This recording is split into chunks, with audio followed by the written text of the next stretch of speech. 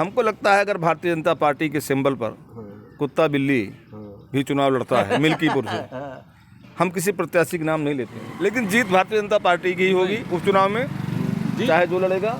और अगर कोई बढ़िया प्रत्याशी लड़ता है तो 40-50 हज़ार लाख कहाँ से भी जीत सकता है। जितना तय है। हाँ, यहाँ बिल्कुल अंतर डिसाइड करेगा। दो चीजें हैं, भाजपा यहाँ जीतेगी, चाहे कुंदुरकी की तरीके से पिस्टल लेके दरोगा दौड़ाएगा तब भी जीत जाएगी। अगर चंद्रभान जैसे अगर बेहतर प्रत्याशी को टिकट देगी तो हो सकता है पिस्टल लेके दरोगा ना दौड़ावे, ऐसे चुनाव जीत जाए। ज़्यादा दो चीजें हैं चुनाव।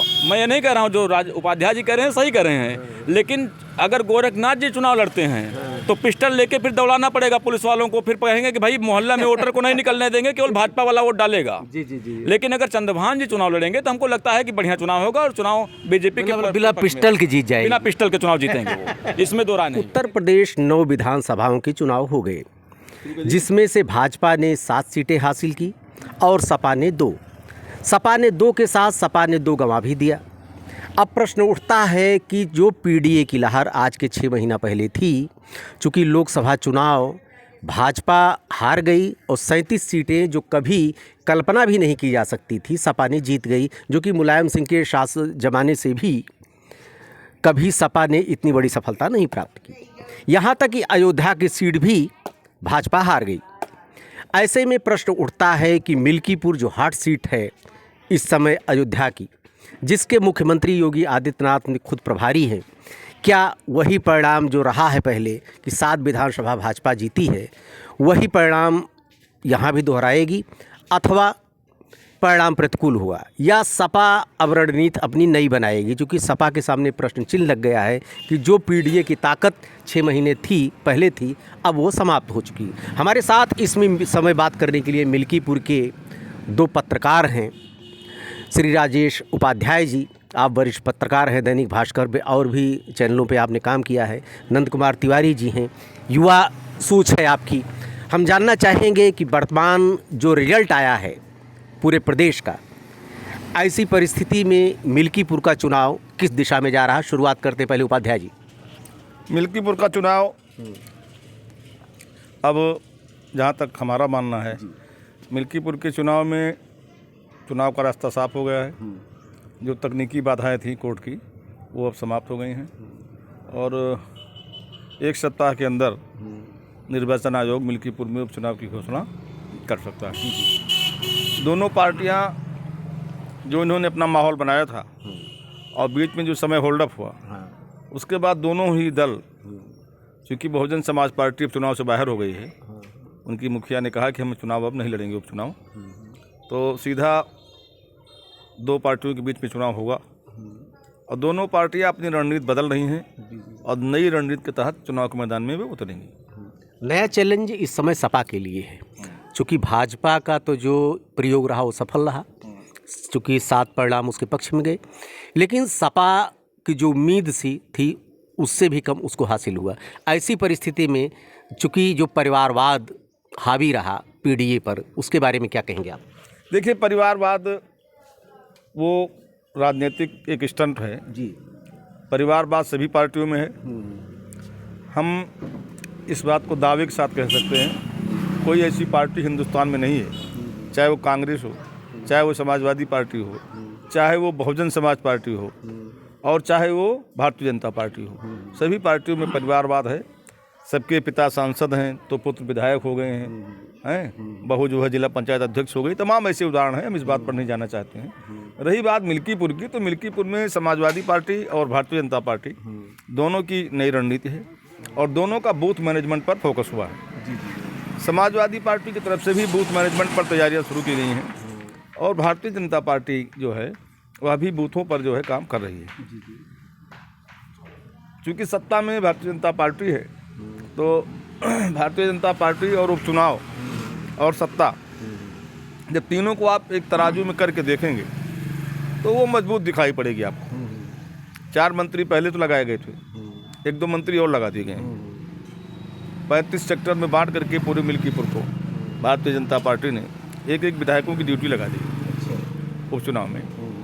तो ये जो गतिविधियाँ हो रही हैं, जो मीडिया के माध्यम से खबरें आ रही हैं, ये बता रही हैं कि शीघ्र ही चुनाव की घोषणा होने वाली है और मिल्कीपुर का चुनाव विकास के मुद्दे पर नहीं लड़ा जा रहा, ये अफसोस के साथ हमको कहना पड़ रहा है। जी जी, क्या प्रभावी है? यहाँ पर सिर्फ जाति के मुद्दों पर चुनाव लड़ा जा रहा है।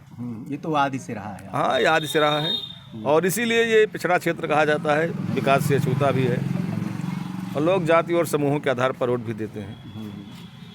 तो यही सब होने वाला है। तमाम तिवारी जी, पीडीए ध्वस्त और 6 ही महीने में, क्या कहेंगे?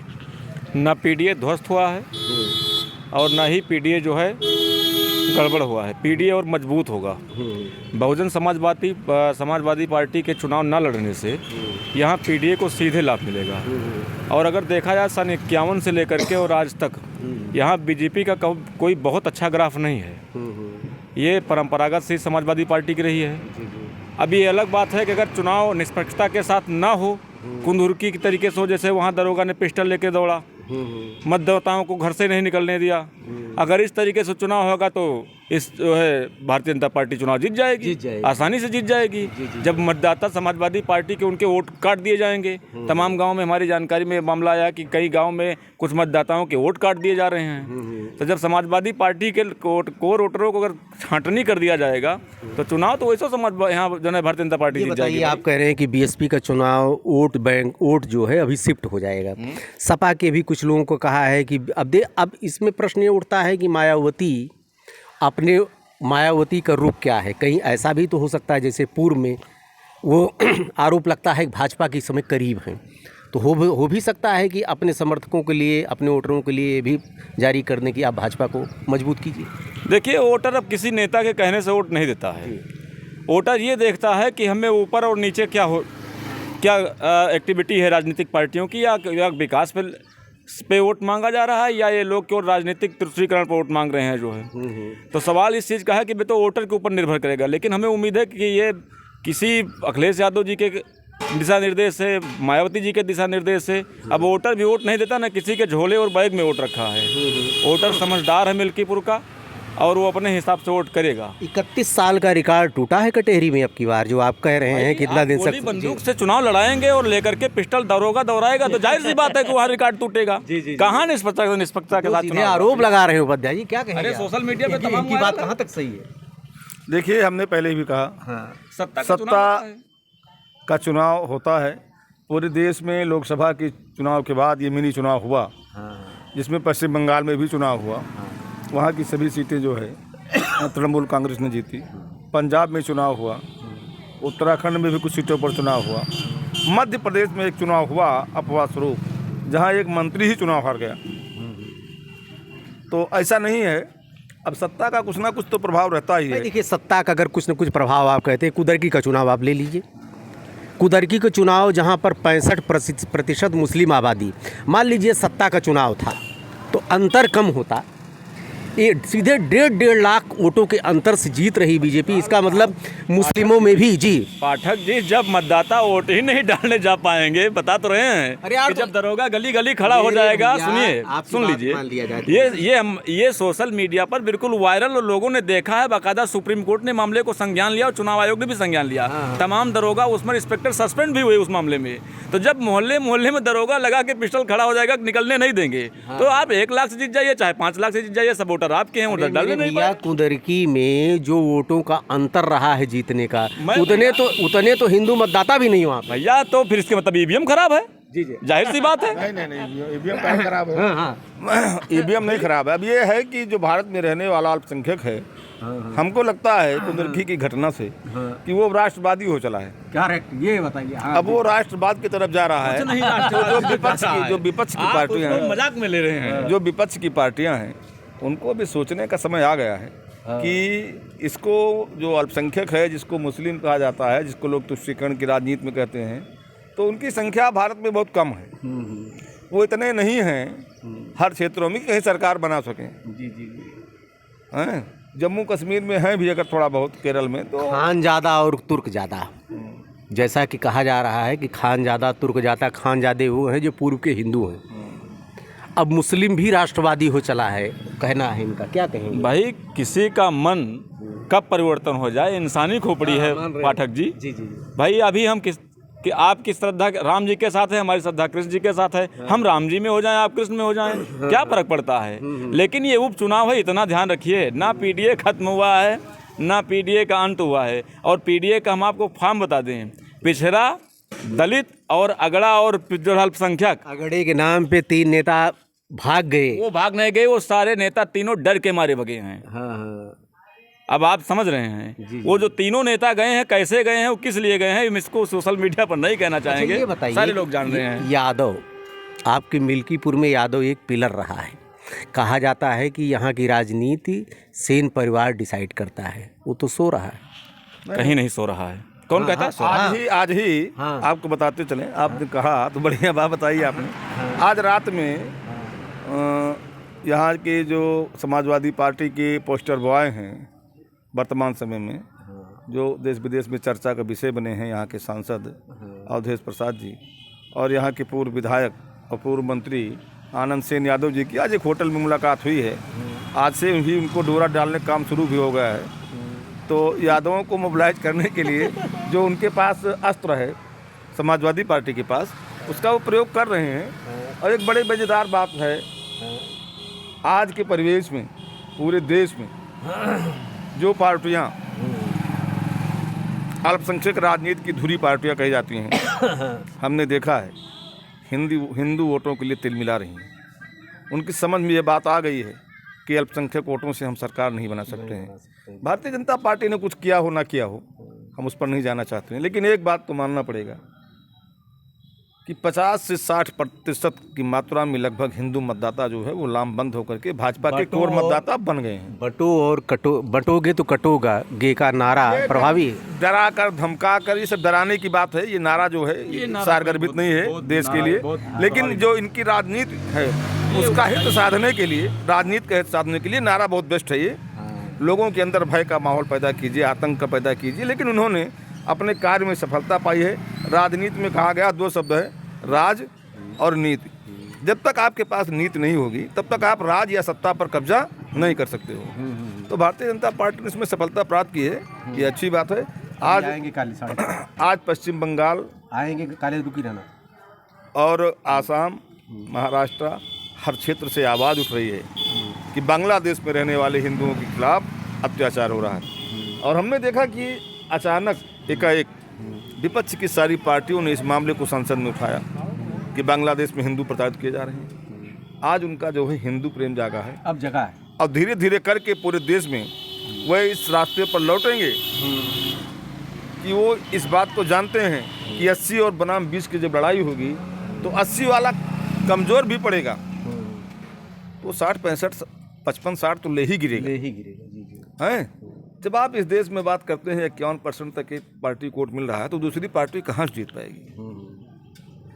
और जो 20% हैं, ये लोग पब्लिक को गुमराह करके नारे करते हैं और उसका अर्थ अलग बताते हैं। हमको गुमराह करने की जरूरत नहीं है। 80-20 का मतलब आप समझते हैं, पूरा देश समझता है। 80 का सहमत है नहीं, ये कुछ बातें सही कह रहे हैं कि बीजेपी के आने से एक चीज़ तो ये है कि कहीं न कहीं हिंदुत्व जो है वो अपने फार्म में आ लौटा है। अच्छा। लोग ये माने कि हम हिंदू भी हैं, ये चीज़ सही है इनकी जो है। लेकिन अब उससे ये कोई कह दे कि नहीं हम श्री राम जी का मान लीजिए हम तभी भक्त हैं जब बीजेपी को वोट दे। जैसे कुछ भाजपाइयों का ये कहना है कि आप राम जी के तभी भक्त हो जब भाजपा को वोट दो। मैं इस पर सर्टिफाइड नहीं हूँ। अच्छा, यादव पॉलिटिक्स किधर जा रही है? कुछ लोग ये कह रहे हैं कि अगर मान लीजिए अजीत प्रसाद जीत जाते तब आनंद सेन सब दिन के लिए ढक्कन हो गए। नहीं, ऐसा कुछ नहीं है। आनंद सेन बाबू मिस्सेन जी के बेटे हैं, जिनके कब्रिस्तान पर आज भी 25-30 हज़ार वोट होंगे। तो आनंद सेन मिस्सेन जी में सो रहे हैं यार। कहाँ सो रहे हैं? किसने देखा सो रहे हैं? मुखर नहीं है तो कहाँ चले जाएं? मुखर होके प्रचार नहीं कर रहे हैं। वो प्रचार समय आने पर बढ़िया प्रचार करेंगे आनंद सेन। अरविंद सेन में घुसे पड़े हैं। अरविंद सेन ने इस समाज को क्या दिया है? अब बताइए जी। आनंद सेन में और अरविंद सेन जी में बहुत बड़ा अंतर है। अरविंद सेन जी एक राजनीतिक व्यक्ति रहे हैं और वो आनंद सेन जी और अरविंद सेन जी जो है वो पुलिस रहे हैं। और पुलिस की क्या भूमिका होती है समाज में, इसको पाठक जी आपसे कहने की कोई जो है ज़रूरत नहीं है। ये बताइए, अगर बदलाव करती है बीजेपी मान लीजिए गोरखनाथ बाबा का टिकट काट करके चंद्रभान पासवान की चर्चा चल रही हाँ, है, ये अगर निर्णय लेती क्या कितना प्रभावी होगा? बहुत अच्छा प्रभावी होगा। चंद्रभान पासवान बहुत अच्छा चुनाव लड़ेंगे, वो फिर पब्लिक का चुनाव होगा फिर। देखिए अब यहाँ दो चीज़ें हैं, अगर गोरखनाथ जी टिकट पाते हैं तो फिर लोग अवधेश प्रसाद जी का और गोरखनाथ जी का तुलना करेंगे कि मैं 5 साल के करियर में गोरखनाथ विधायक के कार्यकाल में हमको कहाँ ITI मिली है, कहाँ पॉलिटेक्निक मिला है, मुझे कहाँ आश्रम पद्धति विद्यालय मिला है, मुझे कहाँ सड़कें मिली हैं। तो वहाँ अवधेश प्रसाद जी भारी होंगे, क्योंकि उनके समय में कुमारगंज की 100 सैया हॉस्पिटल, वहाँ जो है देवगांव में 50 सैया का हॉस्पिटल, अमानीगंज ब्लॉक में एक राजकीय पॉलिटेक्निक जिसको गोरखनाथ जी के शासन में रोकवा दिया गया, एक पॉलिटेक्निक शायद इस साइड में बना है, कहीं हरंटिंगन साइड में भी बना हुआ है, आश्रम पद्धति विद्यालय तमाम जो है, तो वहाँ अवधेश प्रसाद बहुत भारी पड़ेंगे। लेकिन अगर चंद्रभान पासवान की जहाँ बात आती है तो वो व्यक्तिगत रूप से जहाँ तक मैं जानता हूँ बहुत सज्जन आदमी हैं और उनकी छवि है और युवाओं के लिए वो पहली पसंद है। अजीत प्रसाद के अलावा वो 20 ठहरेंगे और बढ़िया चुनाव लड़ेंगे, इसमें निसंदेह। एक चीज़ इस पर कुछ आप कहना चाहेंगे? कुछ कहना चाह रहे थे? हमको ये लगता है कि जो उपचुनाव मिल्की पूरे प्रदेश में हुआ 9 सीटों का, अभी आएंगे शांत रहना, और उसके बाद जो यहाँ होने वाला है, हमको लगता है अगर भारतीय जनता पार्टी के सिंबल पर कुत्ता बिल्ली भी चुनाव लड़ता है मिल्कीपुर से, हम किसी प्रत्याशी के नाम नहीं लेते हैं, तो अगर किसी का कुछ वोट कम होता है जीतने का, ये तो हो सकता है कि अगर जिसकी ज़्यादा बुराई है, जिसके प्रति लोगों के अंदर एलर्जी है, आक्रोश है, उसका वोट कम मिल सकता है, उसको वो कम मार्जिन से जीतता है। लेकिन जीत भारतीय जनता पार्टी की ही होगी उपचुनाव में, चाहे जो लड़ेगा। और अगर कोई बढ़िया प्रत्याशी लड़ता है तो 40-50 हज़ार लाख कहाँ से भी जीत सकता है। जितना तय है, हाँ, यहाँ बिल्कुल अंतर डिसाइड करेगा। दो चीजें हैं, भाजपा यहाँ जीतेगी, चाहे कुंदुरकी की तरीके से पिस्टल लेके दरोगा दौड़ाएगा तब भी जीत जाएगी। अगर चंद्रभान जैसे अगर बेहतर प्रत्याशी को टिकट देगी तो हो सकता है पिस्टल लेके दरोगा ना दौड़ावे, ऐसे चुनाव जीत जाए। दो चीजें हैं, चुनाव मैं ये नहीं कह रहा हूँ जो उपाध्याय जी कह रहे हैं सही कह रहे हैं, लेकिन अगर गोरखनाथ जी चुनाव लड़ते हैं तो पिस्टल लेके फिर दौड़ाना पड़ेगा पुलिस वालों को, फिर कहेंगे कि भाई मोहल्ला में वोटर को नहीं निकलने देंगे, केवल भाजपा वाला वोट डालेगा। लेकिन अगर चंद्रभान जी चुनाव लड़ेंगे तो हमको लगता है कि बढ़िया चुनाव होगा और चुनाव बीजेपी के बिना पिस्टल के जीत जाएगी, बिना पिस्टल के चुनाव जीतेंगे वो, इसमें दो राय नहीं है। चलिए, ये दो पत्रकार हैं, अपनी अपनी बात कर रहे हैं, लेकिन यह सब कुछ डिसाइड करेगा कि भाजपा टिकट किसको देती है। लेकिन जैसा कि उपाध्याय जी भी और ये तिवारी जी भी दोनों ये सहमत हैं कि ये सत्ता का चुनाव होता है, चूँकि जो अभी जो 7 सीटों पर भाजपा जीती है, इसलिए फिर वही परिणाम न दोहराया जाए, इसको लेकर कुछ कहा नहीं जा सकता। देखते रहिए अयोध्या दर्पण, ढेर सारी शुभकामनाएं आपको। ठीक।